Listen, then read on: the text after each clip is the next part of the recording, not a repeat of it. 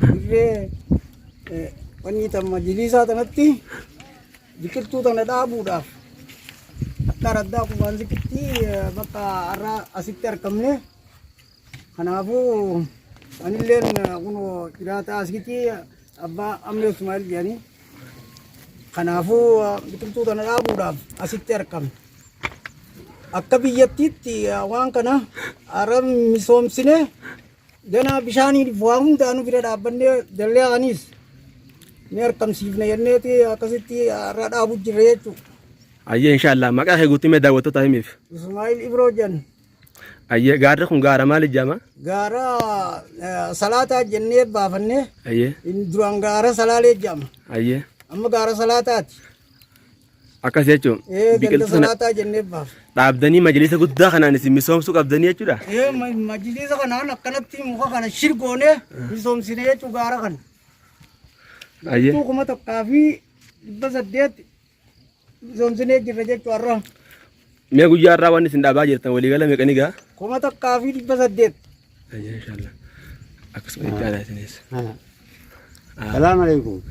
وعليكم السلام ورحمة الله. الحمد لله رب العالمين. الحمد لله رب العالمين.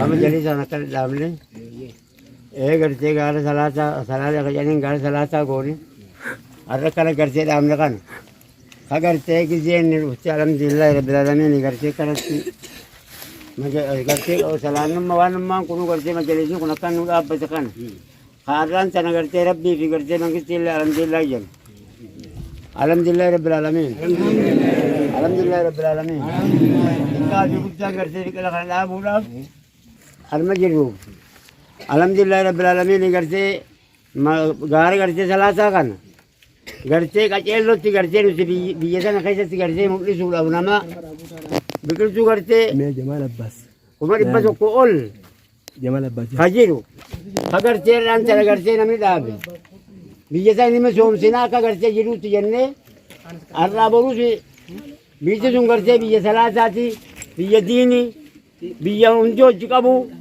biyya jaalalaan teessu jenneeti waan jirruuf alhamdulillahi rabbil alamin allahu akbar allahu akbar akkasi gaa alhamdulillahi rabbil alamin obboleessi kiyya gartee kaafelleen akka gartee ijaasu akka gartee kennuu gartee barbaadna alhamdulillahi rabbil alamin alhamdulillahi rabbil alamin ayyee mee isinillee asumaan gabaabsitanii tuma akka yaadee dabarfattan akkuma obboleeyyan keenya jetti kaafi guddaan irra waltaanee gaara kanatti tolchinaa mootummaa fi rabbillee abdannee jenneeti walirraan asitti dhaabbannee jirra abbaa dhibbaa lamaa fi 8 dhaabnee jirra ganaatti bubuuteenya alhamdulillahi rabbii fi mangistiin isaa jiraatanii alhamdulillahi jenneeti saniin akkanatti har'aa soollee jechuudha kaafi guddaan isa eegasuu alhamdulillahi rabbil alamin hanganumaan qaba ayyee maqaa kee guutuu daawwattoota himuu dandeessa inni Emi beeka Jamaal Hussein Wadaay jaama ganda Daawudirra Jadi dapat dari pusat kepala kejantan. Anak kasih membesar abdi sinjama lalu aku fansik. Anak mana?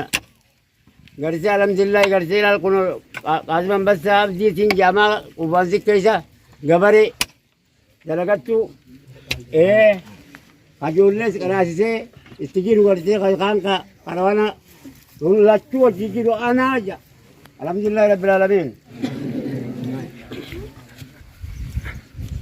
Bismillahirrahmanirrahim. Alhamdulillah rabbil alamin. Wassalatu wassalamu ala man arsalahu Allah rahmatan lil alamin. Nabiyyina Muhammadin wa ala alihi wa ashabihi wa man tabi'ahum bi ihsan ila yawmiddin. Amma ba'd.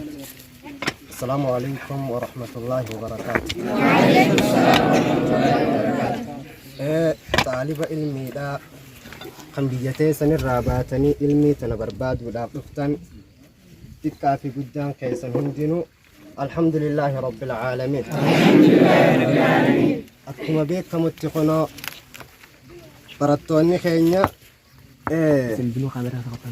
ilmi akkuma facaasanitti ilmi akkuma baratanitti ilmiidhaan akkuma nama misoomsanitti gaara kanatti duuba majliisa Sheekh Ahmed Sheekh Adam Ahmeditti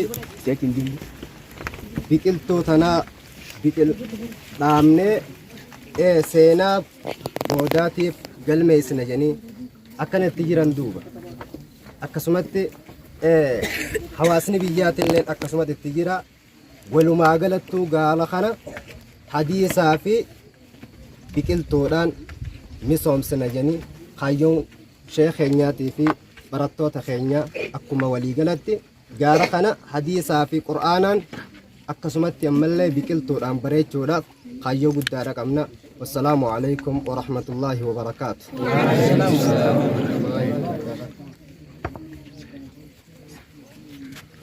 Bismillah, salatu wassalamu ala rasulillah sallallahu alaihi wasallam.